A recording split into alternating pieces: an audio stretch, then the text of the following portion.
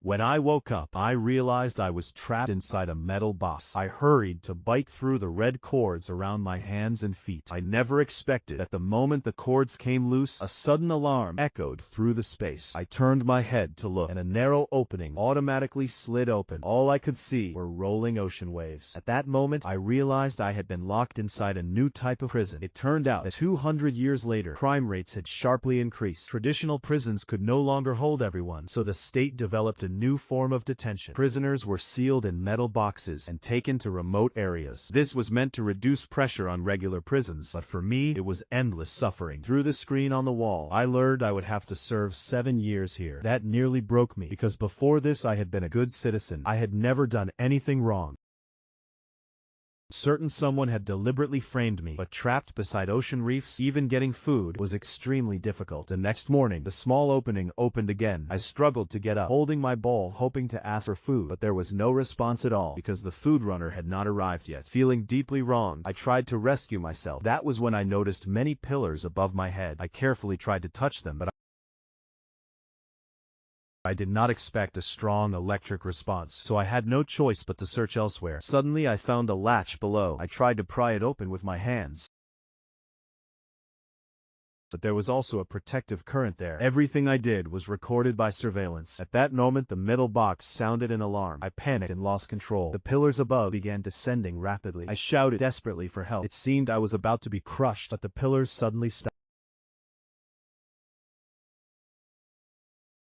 It turned out to be a warning for inmates. After that incident, I became obedient, quietly waiting for the food runner to arrive so I could explain my injustice. I waited like this for a long time, but when I spoke of my grievance, the food runner only said she would pass it on and advised me to hold on because food was delivered only once a week. If I did not ration it, I would starve. After speaking, she handed me some water and a small bag of oats to keep me alive. She also looked helpless because supply amounts were not her decision.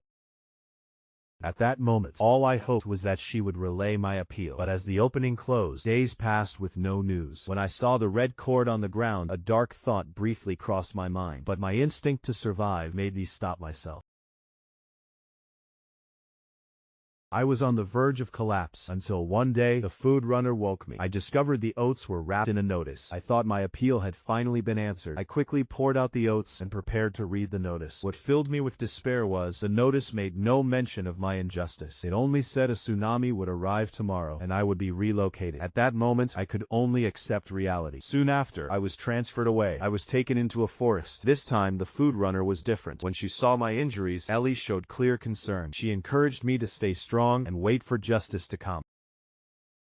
I looked at her with gratitude. While eating the oats, I discovered something hidden inside the bag. I cautiously glanced at the camera, carefully turning my body. I lay down and took it out. It turned out to be a miniature book. I was deeply moved. My spirit finally had something to rely on. But not long after, Ellie brought bad news. The organization judged the tsunami zone staple and planned to move me back to the coast. The food runner would be replaced again. No one could predict whether the new food runner would be kind. Soon I was transferred back to the sea. And that was the beginning of a nightmare. I approached the new food runner, but the man kept eating an apple. This filled my hunger with hope. Yet he remained unmoved. Even though he knew my desire, he simply watched me silently. Only when I gave up did he mention making a deal. But I had nothing to offer, only this exhausted body. Faced with daily hunger, I gave in for that apple. What I did not expect was that patrol aircraft were overhead. Any unusual activity triggered immediate force. During the intense response, a round passed through the opening and struck me. Luckily, my lower leg was only lightly injured. In pain, I slowly fell asleep. When I woke, the alarm sounded again because I violated rules by trading. The organization issued 7 days of warning, forcing me to endure constant noise. Even when I shouted at the screen, the alarm never stopped. I was tormented continuously. My mind began to falter. I often imagined my former self, back when I looked well-dressed, unlike my current state. Eventually, a turning point arrived. Fireworks bloomed for the new year. The organization showed symbolic mercy by giving me a single carrot, but due to severe malnutrition, my teeth were too weak to eat it. Later, a new food runner arrived. Seeing how broken I looked, her eyes showed a cold kind of pity. She tossed a sharp object beside me, saying enduring 7 years was pointless and suggested ending the pain early. But holding it in my hand, I still chose to live. After all, only 3 years remained. Unexpectedly, because of that apple exchange, I was now carrying a child. Ellie became my food runner again. When she saw my condition, she chose to care for me more carefully so I could barely support the baby.